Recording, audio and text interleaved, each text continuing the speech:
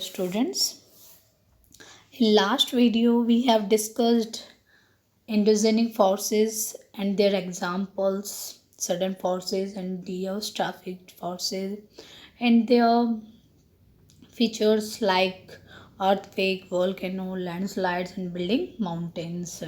In last video we have stopped on building mountains, and in this video we will discuss on exogenic forces, erosional and depositional work of these forces, and the examples of these forces are river, wind, sea waves and glaciers. So students, this is the part 2 video of this chapter.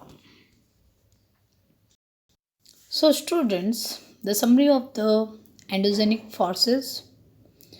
It occurs beneath the surface of the earth. It causes natural devastation and physical change in the earth's surface like earthquake, volcanoes and formation of mountain or valleys. कि अब हम endogenic forces के यहाँ पर summary देखते हैं कि endogenic forces क्या है। अर्थ के सरफेस के बीनीथ में अकर होता है, ठीक है।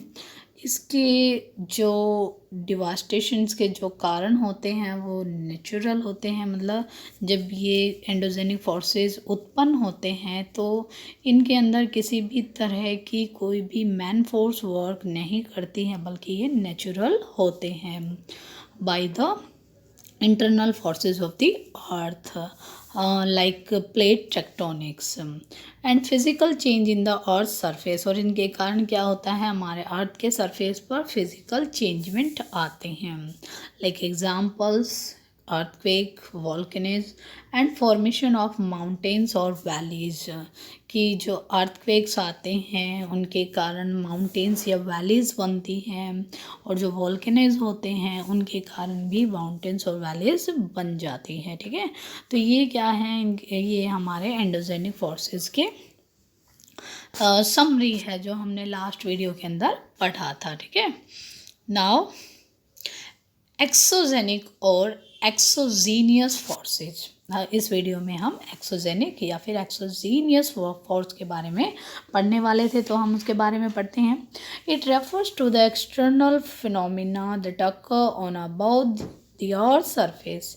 ये क्या होता है कि ये वो फिनोमिना है जिसके अंदर एक्सटर्नल वर्क होते हैं अबाउट द अर्थ सरफेस। अर्थ के सरफेस के ऊपर बाह्य रूप से होने वाली जो क्रियाएं हैं, जो एक्टिविटीज़ हैं, वो क्या कहलाती हैं, एक्सटर्नल फोर्सेस कहलाती हैं।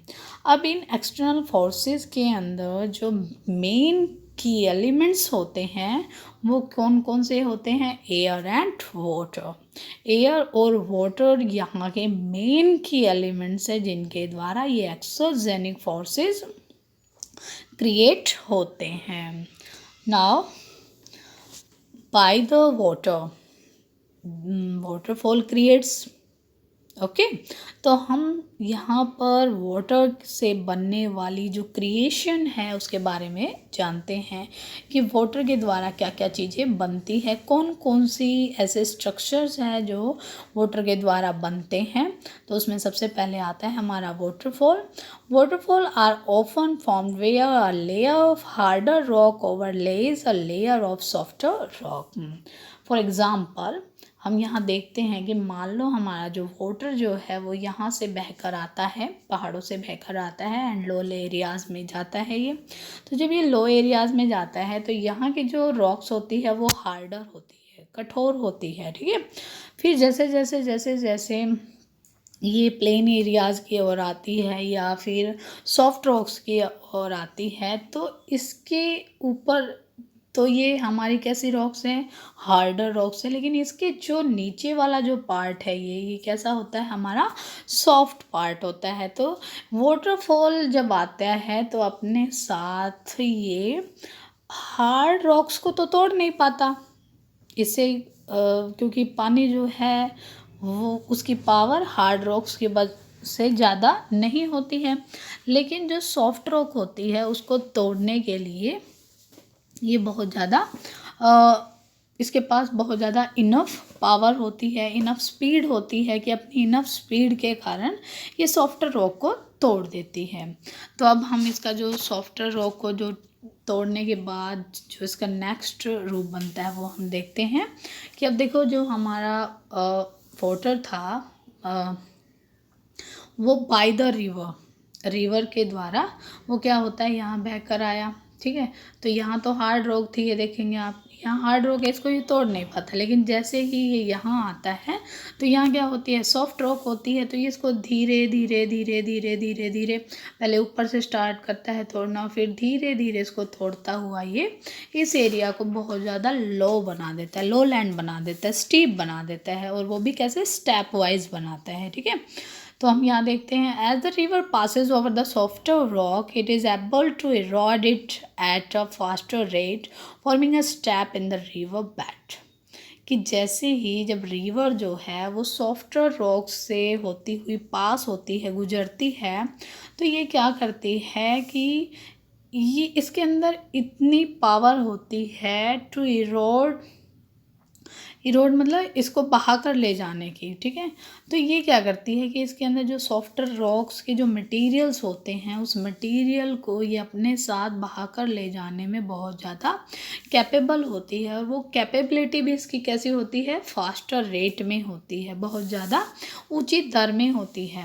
और उसके कारण ये क्या करती है, रिवर जो है वो एक स्टेप वाइज एक स्टेप्स बनाती चली जाती है अपने, तो वो क्या कहलाता है, हमारा वाटरफॉल कहलाता है। ये forming a step in the river bed, river की बेड जो इसका रिवर का आने वाला जो क्षेत्र है उसको अलग अलग स्टेप्स में फॉर्म करती हुई आगे की ओर चलती है। Now you can see here,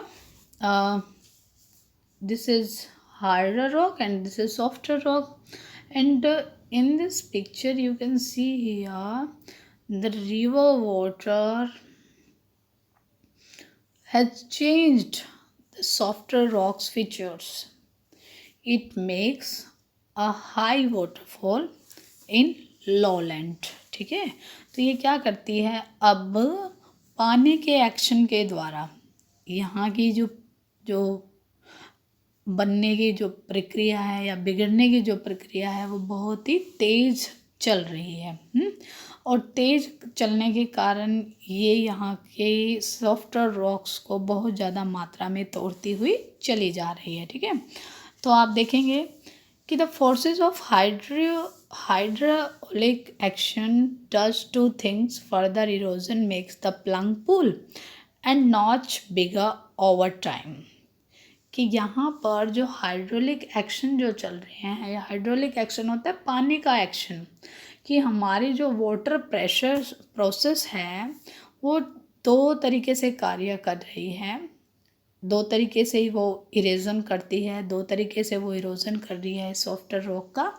the first one is plunge pool and the second one is notch bigger over time. कि इसने सॉफ्टर रॉक को यहाँ पर तोड़ा है, ठीक है। तो जब ये इसको तोड़ती है तो यहाँ पर बहुत सारी मात्रा में पानी के अंदर इस चट्टान के जो सेडिमेंट्स होते हैं वो इसके अंदर मिल जाते हैं। तो इस कारण से ये क्या हो जाता है, जो मिट्टी पानी जो है वो अपने साथ मिट्टी को भी बहा देता है।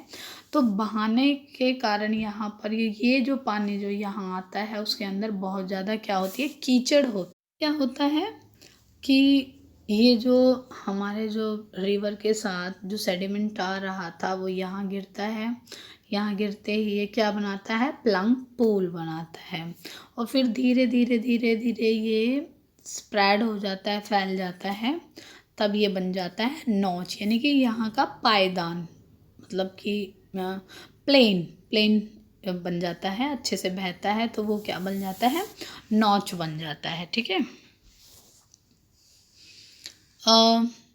As the notch grows, eventually there is not enough support under the harder rock, and so it collapses into the plung pool, ठीक है।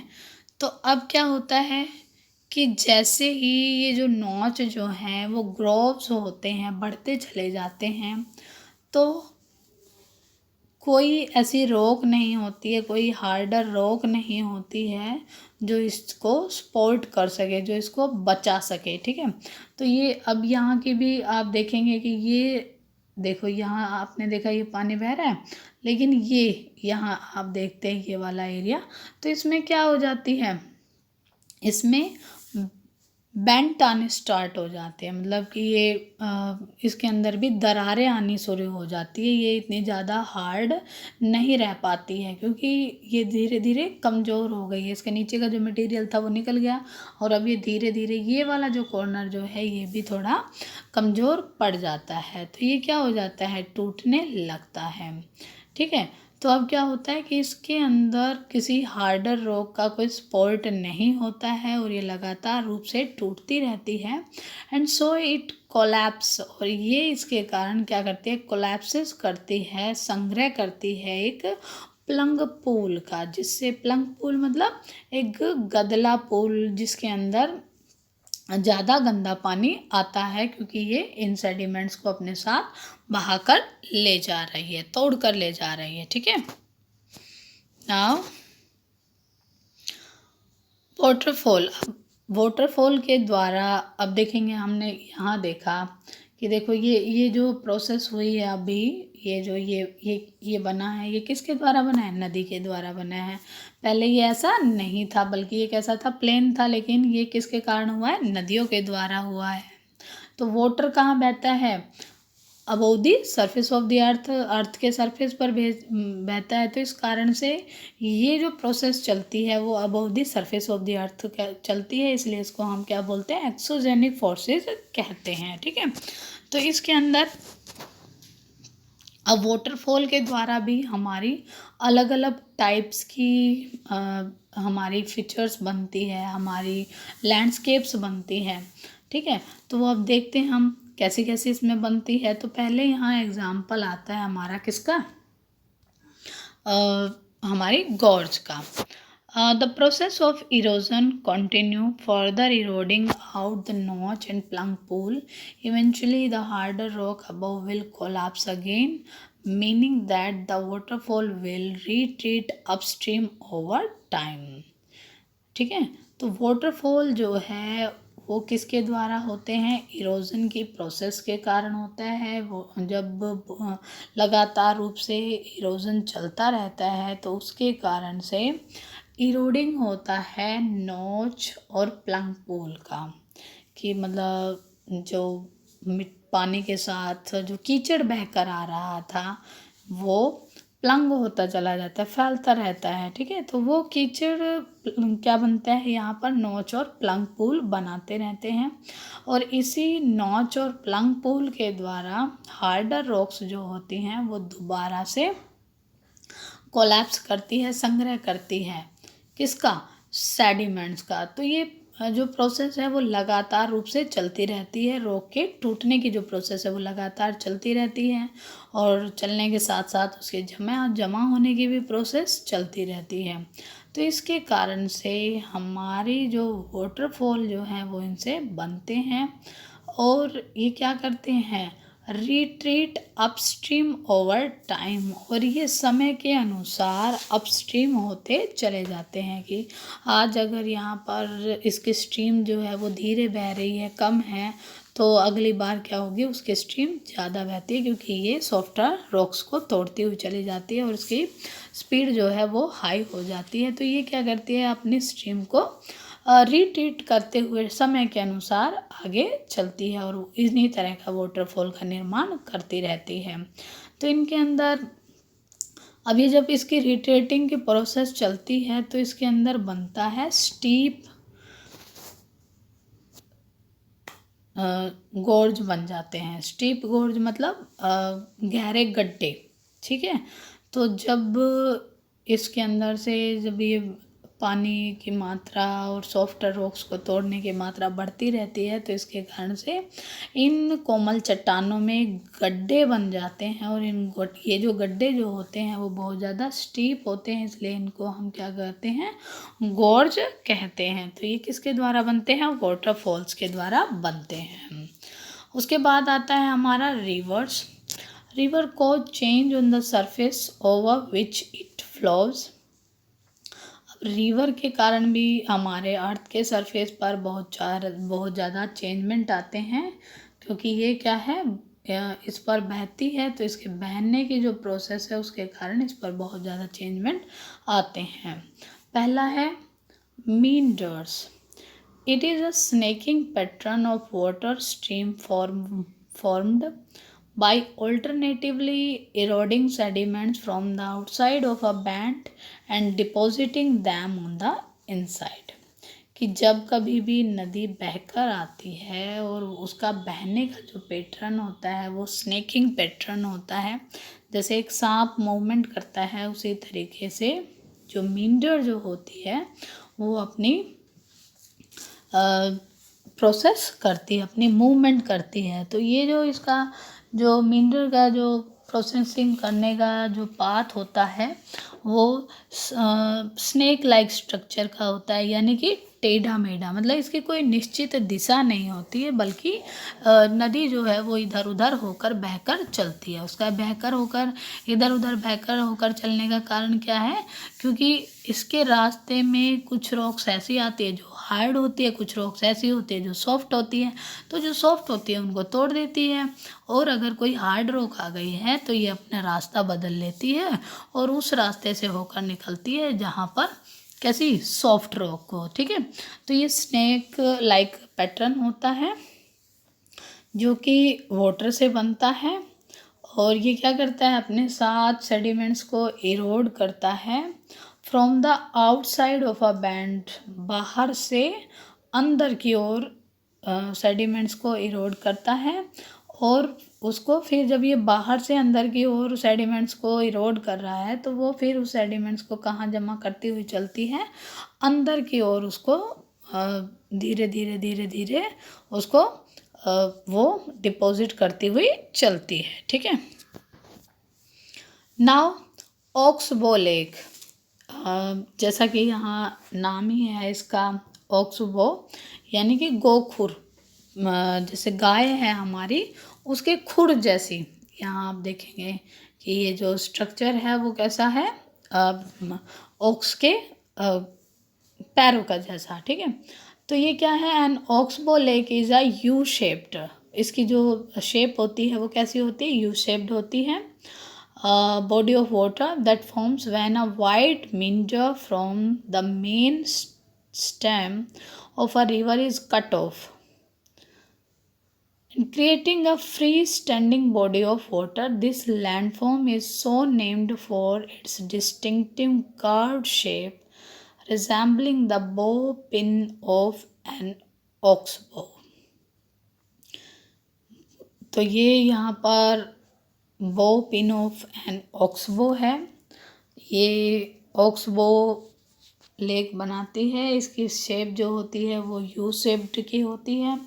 ये वाटर बॉडीज़ के द्वारा बनती है। और जब मींडर, जब हमने लास्ट अभी जो हमने पढ़ा मींडर के बारे में, कि जैसे हमारी जो ये मींडर है हमने देखा, देखो टेढ़ी मेढ़ी होती है। कैसी होती है ये, टेढ़ी मेढ़ी है। ठीक है, हमने देखा ये यहाँ पर ऐसे टेढ़ी मेढ़ी है, और अब देखेंगे कि ये टेढ़ी मेढ़ी होने, ये टेढ़ी मेढ़ी इस तरीके से बह रही है। ठीक है, तो जब हमने कहा कि इसके अंदर सेडिमेंट को ये कहाँ जमा करती है, अपने यहाँ इनसाइड, अपने अंदर ही जमा करती रहती है, बाहर नहीं। ठीक है, बाहर से तो ये बहकर आती है और सेडिमेंट्स को अंदर जमा करती है। तो जब ये सेडिमेंट को अंदर जमा करेगी तो क्या होगा, जैसे ये बनी हुई है, अब इसने अपने सेडिमेंट को यहाँ जमा करना शुरू कर दिया, या यहाँ जमा हो गई। ठीक है, तो यहाँ पर इसका सेडिमेंट जमा हो गया, यहाँ हो गया, तो ये आगे बह ही नहीं पाएगी, नहीं बहेगी। तो अब पानी को तो बहने के लिए जगह चाहिए, तो ये यहाँ से अब बहने के बजाय ये यहाँ की अगर कोई सॉफ्ट रॉक है तो उसको तोड़कर ये यहाँ से बहकर एक अपना एक नया रास्ता बना लेती है। ठीक है, और ये वाली जो जो थे ये वाला एरिया ये क्या होता है, उस सेडिमेंट के कारण ब्लॉक हो जाता है, और ब्लॉक होने के कारण ये छोटे पोखर जैसी, जैसे छोटे छोटे पोखर बन जाते हैं ना, तो छोटे छोटे पोखर जैसी ये अपनी वो बना लेती है, फीचर बना लेती है और मेन स्ट्रीम से टूट जाती है। तो इस तरीके से ये क्या बनाती है, ऑक्सबो लेक बन जाती है। अच्छा, अब तो ये क्या होते हैं, जब एक मींडर जो है वो वाइड हो जाता है फ्रॉम मेन स्टेम, अपने मेन स्टेम से वो वाइड हो जाता है। जैसे ये पहले मान लो ये यूं बहकर चल रहा था, ठीक है, तो अब ये क्या होता है कि अपना ये जो मेन है इसका, जैसे ये यहाँ से बहकर चल रही थी, तो यहाँ से अब ये धीरे धीरे धीरे धीरे वाइड होना शुरू कर देती है। यहाँ पर जो सॉफ्ट रॉक थी वो को तोड़ना शुरू कर देती है। अब ये जब सॉफ्ट रॉक टूट गई है यहाँ से, तो अब ये डायरेक्ट इस पहले वाले मार्ग में मिल जाती है। अब इसको ऐसे करके घूमने की आवश्यकता नहीं है। इसका जो ज़्यादा पानी जो है वो यहाँ से फ्लो करता है यहाँ की बजाय। ठीक है, तो ये यहाँ पर क्या होता है कि जो रिवर जो है अब वो मेन स्टम से कट ऑफ हो जाती है, टूट जाती है, और इसके कारण ये क्रिएट करती है एक free standing body of water को, एक ऐसी बहने वाली वाटर बॉडी जो अब जिग जैग होकर टेढ़ी मेढ़ी होकर बहने की बजाय कैसे बहती है, फ्री बहती है, बिल्कुल आज़ाद रूप होकर स्वतंत्र रूप से सीधी बहने की कोशिश करती है। इस कारण से हम जो ये लैंडफॉर्म है इसको जो हमने इसका नाम रखा है यू शेप्ड, क्यों कहते हैं हम इसको, क्योंकि इसका जो बनने का जो तरीका है वो क्या है, डिस्टिंक्टिव है, थोड़ा ही अलग है, अनोखा है, because of its curved shape, इसकी कर्व्ड शेप के कारण। तो इस कारण से हम इसको क्या बोलते हैं, ऑक्स पिन ऑफ द बो पिन ऑफ एन ऑक्स बो, कि एक ऑक्स बो की बो पिन के नाम से भी हम इसको रिजेंबल करते हैं, कि जैसे ये हमारा ऑक्स बो है और ये इसकी पिन है। तो ये तो हो गई इसकी क्या इसकी जो मेन स्ट्रीम है वाइड जो हो गया है, मेंढर जो वाइड हुआ है ये इसका वाइड पार्ट है, और ये वाला जो है ये इसका मेन स्टम था जो जहाँ से ये पहले बह रही थी। ठीक है, now flood plain. A floodplain is a generally flat area of land next to a river or stream. It stretches from the banks of the river of the outer edge of the valley. Floodplains are natural flooding outlets for rivers. कि जो हमारे flood plains जो होते हैं वो किसके द्वारा बनते हैं, बाढ़ के द्वारा बनते हैं, कि जब भी बाढ़ आती है उसके द्वारा हमारे फ्लड प्लेन्स बनते हैं। अब ये भी किसके द्वारा बनती हैं, रिवर्स के द्वारा बनती है, या फिर रिवर स्ट्रीम के द्वारा बनने वाली नेक्स्ट लैंडस्केप्स होती है। ये कहाँ बनती है, हमारे रिवर्स के बैंक पर बनती है, या फिर कोई जो नदी घाटी होती है उसकी आउटर एज पर बनती है, या तो रिवर के बैंक पर बनती है या फिर रिवर जो का जो वैलीज का जो आउटर एज होता है उस पर बनता है। फ्लड प्लेन्स जो है वो नेचुरल फ्लडिंग आउटलेट्स होते हैं, कि यहाँ पर जो बाढ़ जो बनता है, बाढ़ से जो ये मैदान बनता है वो कैसे बनता है, नेचुरली बनता है, और वो किसके द्वारा बनता है, जब रिवर्स में बाढ़ आ जाती है तब।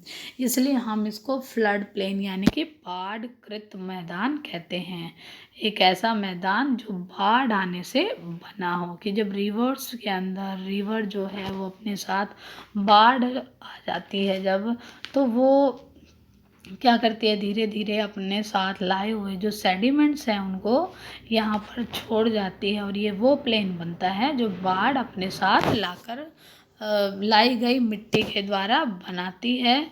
लोलैंड एरियाज़ में आकर वो अपने अपने साथ जो सेडिमेंट लाती है उसको यहाँ पर डिपॉजिट कर देती है। तो इसमें दो फंक्शन वर्क कर रहे हैं, एक कौन सा हो गया इरोजनल और दूसरा कौन सा हो गया हमारा डिपोजिशनल।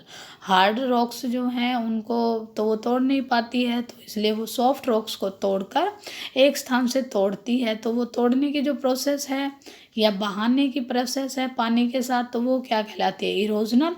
और जो दूसरी प्रोसेस है जिसके अंदर जाकर वो उस सामान को उस मटेरियल को दूसरी जगह पर जमा कर देती है, तो वो क्या कहलाती है उसकी डिपोजिशनल प्रोसेस कहलाती है। तो ये जो बाढ़ के जो फ्लड प्लेन्स है हमारे, जो मींडर है हमारी ओक्सबो लेक है, तो ये सारी किसके द्वारा बनती है इरोजन और डिपोजिशन दोनों ही प्रोसेस के दौरान बनती है। नाउ लेवी, ठीक है, तो आप यहाँ पर देख रहे हैं कि ये क्या है लेवी है। लेवी होती है सेतु। सेतु मतलब जब नदी के द्वारा जो मटेरियल है, जैसे यहाँ से अगर नदी बह रही है तो ये अपने साथ जब सेडिमेंट को लाती है तो वो उसको क्या करती है रिवर बैंक पर, उसका जो बैंक है उसका जो किनारा है वहाँ पर जमा करती हुई चली जाती है, और धीरे धीरे धीरे धीरे वो इस मटेरियल को यहाँ जमा करती रहती है और एक सेतु का निर्माण करती रहती है। तो यही सेतु जो है वो क्या कहलाता है लेवी कहलाता है। Now the next one is deltas. अब जब नाम यहाँ पर है डेल्टा, तो ये क्या होता है एक तिकोना सरफेस होता है, यानी कि ट्राइएंगुलर एरिया होता है, और ये नदी के द्वारा बनता है, अपने साथ सेडिमेंट को लेकर आता है, यहाँ पर अपने सेडिमेंट को जमा कर देता है, और ये बहुत ज़्यादा फर्टाइल एरिया होता है, जैसे इंडिया के अंदर सुंदरबन का डेल्टा कहलाता है। तो वो किसके कारण बनता है नदियों के द्वारा। यहाँ पर नदियाँ जो हैं वो अपनी प्रोसेस के द्वारा यहाँ पर एक त्रिकोण टाइप का एरिया बना देती है, और वो क्या कहलाता है डेल्टा कहलाता है। Deltas are formed at the mouth of a river where the river flows into the ocean or other water body. When a river carrying sediments reaches a body of standing water, it reduces its velocity, causing it to deposit the sediments at the mouth. Over time, these sediments builds up to rise above the surface of water. The river then cuts across the land and forms different branches. These branches are called distributaries. जो हमारे delta जो हैं वो कहाँ बनते हैं नदी के मुख पर बनते हैं, नदी के मुंह पर बनते हैं। कि जो हमारी एक मेन रिवर है, जैसे ये हमारी मेन रिवर है, ये यहाँ बह रही थी, ठीक है, और जैसे ये यहाँ तो ये आराम से बह रही थी, लेकिन जैसे ये इस एरिया में आती है तो ये डिफरेंट अपनी ब्रांचेस में कट जाती हैं, ठीक है। तो इनकी ये जो डिफरेंट ब्रांचेस में कटने वाला जो एरिया है ये क्या कहलाता है डेल्टा कहलाता है, ठीक है। यहाँ पर जो रिवर जो है वो फ्लो करती है किस में वाटर बॉडीज से ओशियन के अंदर। अब ये यहाँ क्या थी एक रिवर थी, अब ये यहाँ टूट जाती है और छोटी छोटी वाटर बॉडीज़ के अंदर डिवाइड हो जाती है, और धीरे धीरे जाकर ये महासागरों में मिल जाती है। और ये यहाँ जब आती है तो अपने साथ देखो जब मेन रिवर थी अब ये डिफरेंट पार्ट्स में यहाँ कट हो गई है। कट होने की वजह से इसकी स्पीड कम हो जाएगी, और स्पीड कम होने की वजह से ये अपने सेडिमेंट को यहाँ जमा करना शुरू कर देती है। तो इसके सेडिमेंट्स जो हैं वो धीरे धीरे यहाँ जमा होने लग जाते हैं। क्यों? क्योंकि रिवर की जो वेलोसिटी है वो यहाँ पर कम हो जाती है। कम होने के कारण ये रिवर माउथ पर धीरे धीरे अपने सेडिमेंट्स को डिपॉजिट करती चली जाती है। और बहुत समय जब बीतने के बाद जब ये सेडिमेंट्स जो हैं वो बढ़ते चले जाते हैं, तो उसके कारण से क्या होता है कि इन सेडिमेंट्स का जो पार्ट जो है वो पानी से भी ऊंचा हो जाता है। तो ये पानी की जगह से ऊंची हो जाती है, हाईलैंड हो जाता है और पानी अब इनमें से बहना स्टार्ट कर देता है और ये वाले एरिया जो हैं वो इन सेडिमेंट्स के कारण धीरे धीरे धीरे धीरे ऊंचे होते चले जाते हैं। इस कारण से जब ये ऊंचे हो जाते हैं तो ये वाटर बॉडी जो है वो डिफरेंट पार्ट्स के अंदर डिवाइड हो जाती है। इन वाटर बॉडीज़ की डिफरेंट ब्रांचेस बन जाती है और ये ही डिफरेंट वाटर ब्रांचेस जो है वो डिस्ट्रीब्यूटरीज के नाम से जानी जाती है। भाई जब छोटी छोटी रिवर्स एक रिवर में आके मिल जाती हैं तो वो होती है ट्रिब्यूटरी, ठीक है। और जब एक ही रिवर में से बहुत सारी छोटी छोटी रिवर अलग हो जाती है वो होती है डिस्ट्रीब्यूटरीज। छोटी छोटी रिवर आकर एक बड़ी रिवर में मिल जाए, बड़ी रिवर बना दे उसको, तो वो क्या हो जाएगी, ट्रिब्यूटरी, ठीक है। और जब बड़ी रिवर में से छोटी रिवर्स अलग हो जाती हैं तो वो ब्रांचेस कहलाती हैं डिस्ट्रीब्यूटरीज। ओके।